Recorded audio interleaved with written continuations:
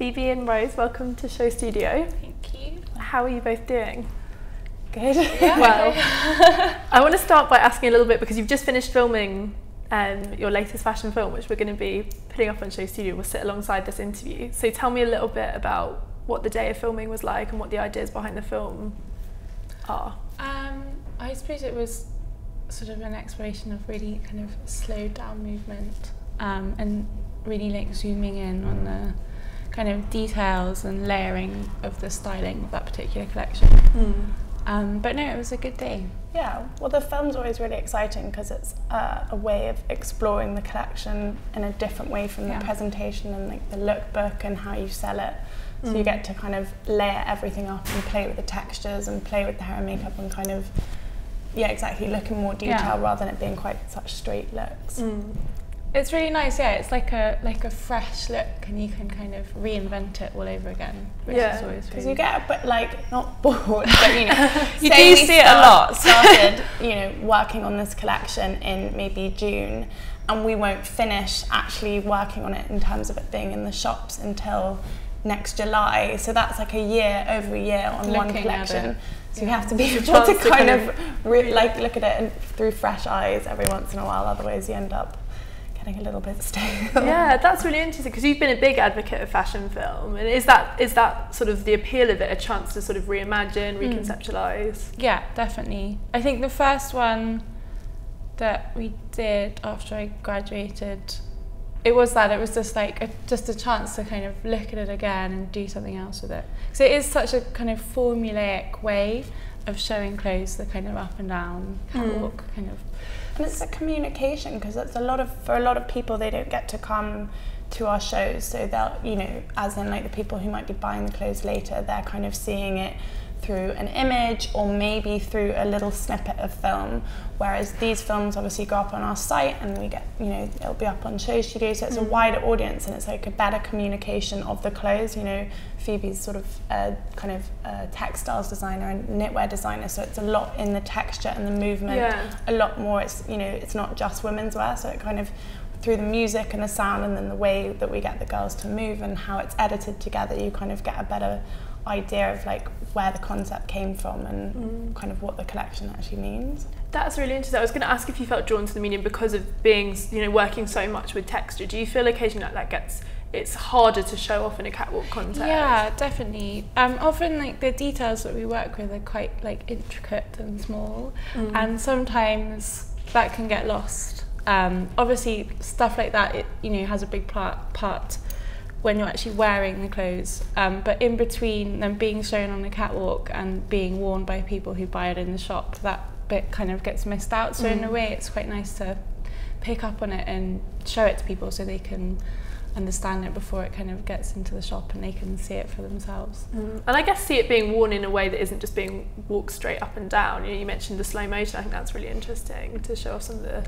And it's also, another kind of what came from the filming is we've kind of been working with the same director, and we worked with a new director this time for this project with George, and it's so interesting watching other people take that idea, like something that you've been working on for so long, and kind of reimagine it. And he had such new, fresh ideas, and he saw it through such different eyes, obviously because he's come in with a fresh perspective, and it was so interesting to see what he thought it should be and how it should be imagined. And you kind of, what's quite nice is to let it go and let someone else have a go at it, rather than, I think a lot of people try and control things too tightly, the brand image, and try and really kind of make sure it's exactly the same and it's a constant.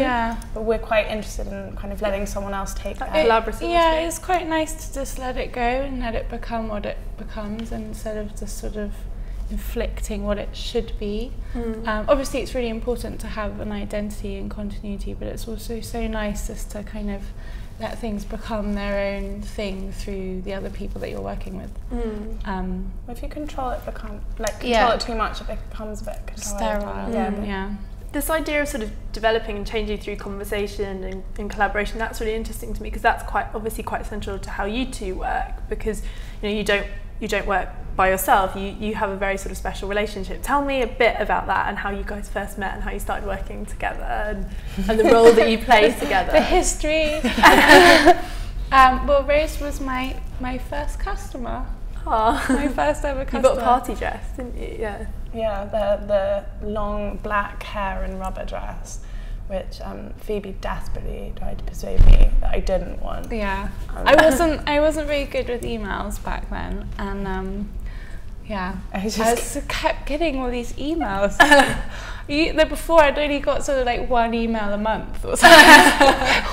Why did I have to respond to this behaviour?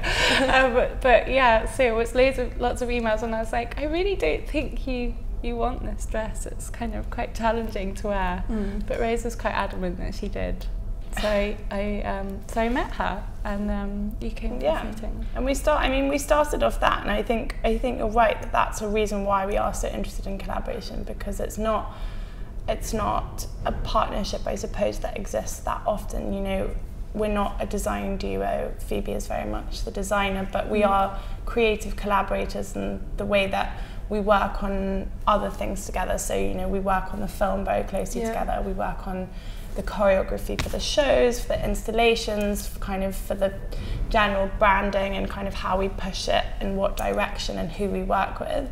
So that's really interesting, because it kind of, I have sometimes quite a straight view of seeing things. Things can be quite black and white, whereas Phoebe obviously sees things in a variety of different colours and shades of grey. And so together you kind of... Dysfunctional way. No, but it just means that you kind of push each other in different ways, and you know, you have to spend some time kind of like seeing from each other's perspectives. And It's, I think, like the key to like a good collaboration and a good working partnership is trust massively. And from like the very moment I met Rose, it just was like, she's so great. And just kind of, I've just always really loved working with her, and like massively trusted her opinions. She's got incredible taste and is so sharp, and always can see what's happening, and way before I can see what's happening. And, yeah, she's fantastic to work with. But it's also, just to be honest, it's like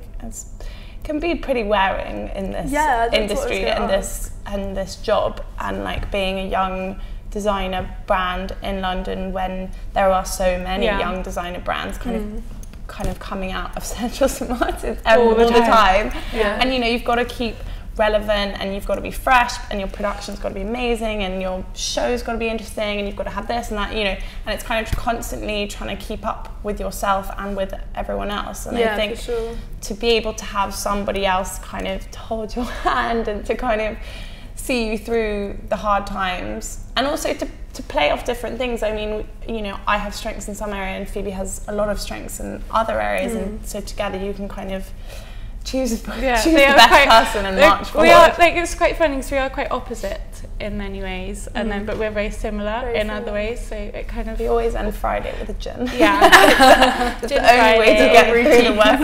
It's 4:30. And actually, we got sent these amazing Waterford crystal glasses from our PR company the other day, because they knew that we loved them, and they're sort of these incredible glasses with these very red stained rims. Oh, amazing. So nothing like a cheap gin and tonic and a very fancy glass. That underpins gin and tonic Phoebe out English. of a can in an extremely expensive glass. This is such a good way to end each week. It's all about the facade. I'm really interested when you mentioned so many brands coming out of St Martin's, this idea of kind of being a young designer, because designing can be very lonely, I presume, and that's interesting. You said we're not a design duo, and I think you've always been very sort of open about that, and it makes me kind of question why more designers don't work in this way, where they have someone kind of with them to hold their hand and help them out, and this kind of collaborative relationship that isn't a design based one. Because it seems like you're in a very lucky position in that way, so you've cultivated a really... Well, I think it's not a common like relationship, but I think it is a relationship that does exist within fashion history as a whole. Yeah, for sure. I mean, there's like Amanda Harlick's kind of muse-like role, and Tammy Kane, and Yves Saint Laurent's business partner, Pierre Berger, and I mean, I think they exist in history, but I think they are a very rare thing. Do you think there's too much of a focus on kind of the star designer? It feels like we have a lot of that in London. It is really weird. It's weird if you think about kind of the creative arts in a whole, and how much kind of fame and hype is hyped about fashion designers and not about other designers. And I mean, what I've learnt most of all, I think, with working with Rose is how much creativity there is involved in the side that isn't necessarily drawing a drawing or picking a fabric. I mean, you have to be so creatively minded to kind of keep a company going, keep a business going, and keep bringing new people in it. You need to be as creative as someone that can draw a picture of a dress.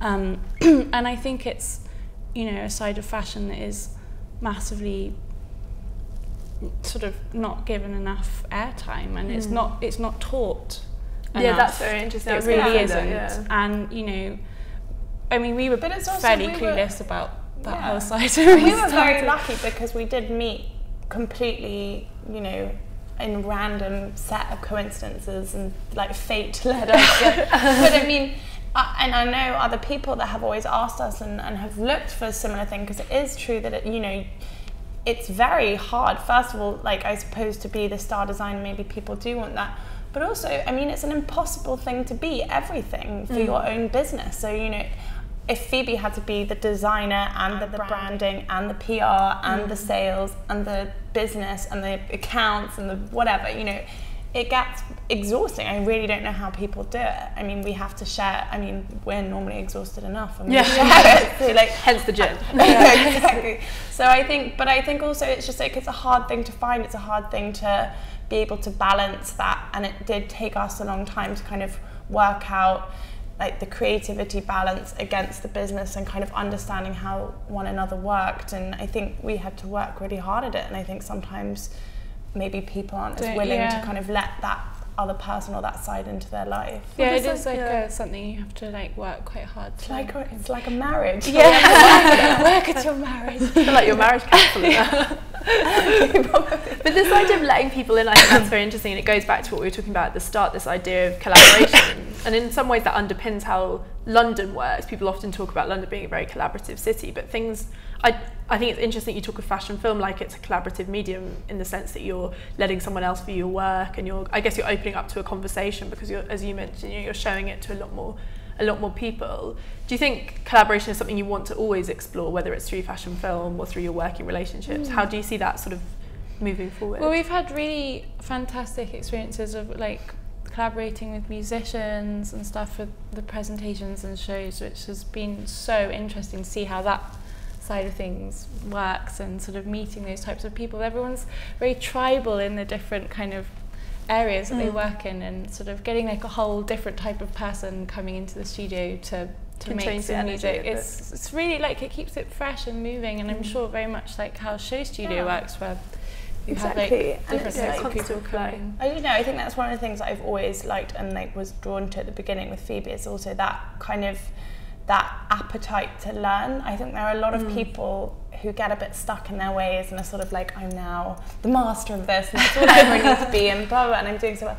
But I just think in our studio, it's always about kind of pushing yourself and keeping to learn, like keep learning and kind of understanding and appreciating different aspects of the same thing almost. So you know, our studio team is very small, and we encourage everybody to kind of be a part of it and push their ideas. And you know, a lot of our interns stay for a long time, and they're the ones that are being like, you should do this and you should do this, and that's great. Have you heard about this? Yeah, exactly. And they're kind of, otherwise you get a bit stuck in your own bubble. You're kind of, it needs to be popped occasionally. But you know, we've had such wonderful chances to kind of, you know, it was almost a collaboration with Dover Street when we did the window with them, because it was very much about the history of that space and how they communicated through it and what we needed to do for that.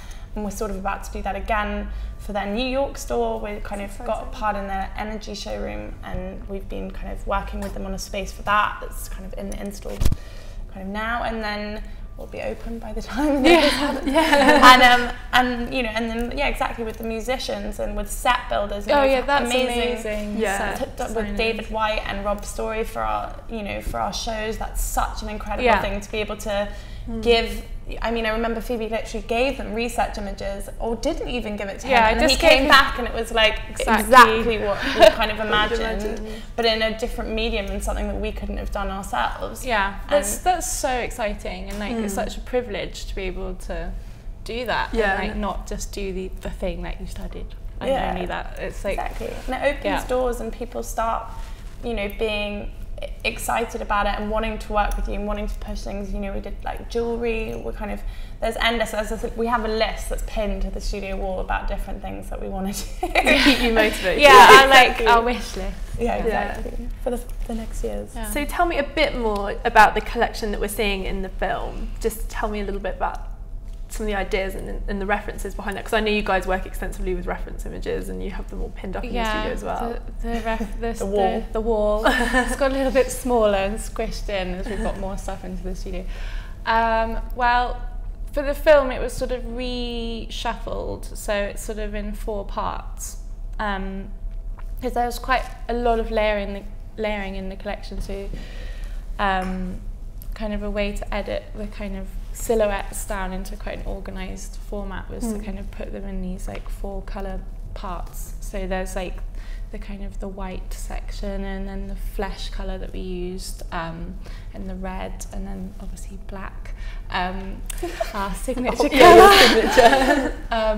So yeah, it was just about trying to make really kind of solid shapes from that kind of quite layered and complicated styling in the collection. But there were a lot of different kind of strains to this collection. I mean, the one I kind of started with was kind of weighing this very, very fine tulle fabric with like heavy, thick, like industrial, like elastic, sporty kind of elastic. And there's kind of a sporty element a little bit about it. Which came from incredibly depressing research images, actually. I remember Phoebe showing me the images for Spring Summer, and I was like, you've got to be ugly. Like, it was so intense. There was like all these like depressing images of like Dungeness with like these long grass and burnt out bleak buildings and like old Victorian swings, like death. And I was like, this is so not a spring collection. Well, we got like some nice white in there to kind of but it all kind of came out into the nice drape and the like kind of densities and layering of the fabric. So as individual pieces, they're actually very beautiful and very soft, but kind of layered up together, you get these really like heavy planes of elastic and kind of like dense strips. Which work really well. But yeah, no, I went to Dungeness for a brief time in my summer holiday part, and which is I don't know if you've ever been, but it's an incredible place up in the tip of Norfolk, I think, sort of north of England, and it is classed as Britain's only desert. So I've never been. It's so weird. It's very surreal and very Phoebe place. It's the most barren, weird place. And I went because Derek Jarman lived there and had a very famous garden outside his house. It's sort of made up of lots of very sporadically placed sheds along this like acres and acres and acres of sort of barren shingle, and then a massive kind of power station kind of that looks over all these kind of tiny artists' sheds. It's really weird, but worth a visit if you ever. So that got your imagination. That's where it kind of. And that's I mean, I don't know if you saw any images from the presentation. I mean, I think that's why everything was slightly different, is we'd always been doing shows and then we did a kind of more intimate presentation this time. And so David White kind of created this sort of huge mounds of coal and burnt wood, and we had these 3 neon lights standing out of it,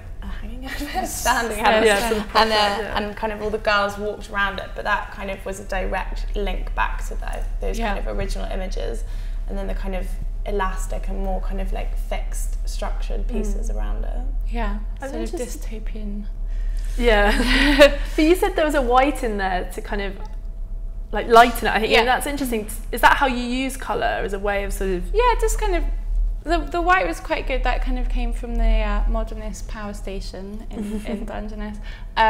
It was quite good because everything was getting quite muddy and tonal. We were using a lot of flesh colours, and white is such a kind of man-made tone in a way, like a pure paper white. So it was just to kind of do some like shots of brightness. It's almost like putting a light in a collection using bright white. But also the black becomes more effective and the colour becomes more effective when it's against are white in a way, Yeah. because it's like they communicate against each other. There's a contrast rather than it just being a kind of one single tone. Yeah. So what do you hope the takeaway will be from people seeing the film? Do you want to just spark conversations? What's the kind of the aim? I don't know, maybe just sort of a clearer idea of all of the elements in the collection. I haven't even thought about what what people is would think about it. It's been more about like making Getting it done. Yeah. I don't know. I think it's to kind of see some of the workmanship that goes into some of these codes. We still are, you know, although kind of through the seasons there is more women's wear now, there is still very much that sort of like beginnings in textiles and texture. And it's kind of being able to slow that down and have a kind of better look at how things are made, and maybe kind of, I don't know, appreciating the kind of handmade nature of them. Yeah, I think that handmade nature is really interesting to see on film. There's a lot of knotting, like macrame technique that you get a really good close-up shot of, which is quite nice. And it's also, to be honest, it was a new experience for us. I think the film is very true to the idea of Spring Summer 14 in a way, because it was a completely new way of working for us this season. It was a new way we did with new people, it was a new way of showing the presentation, and then it's a new film in a new style, so it's kind of quite true to the process and maybe like the direction that we're heading in general. Oh, I'm excited to see it now. Us too. Phoebe and Rose, thank you so much. You're welcome. Thank Thank you. you for having us.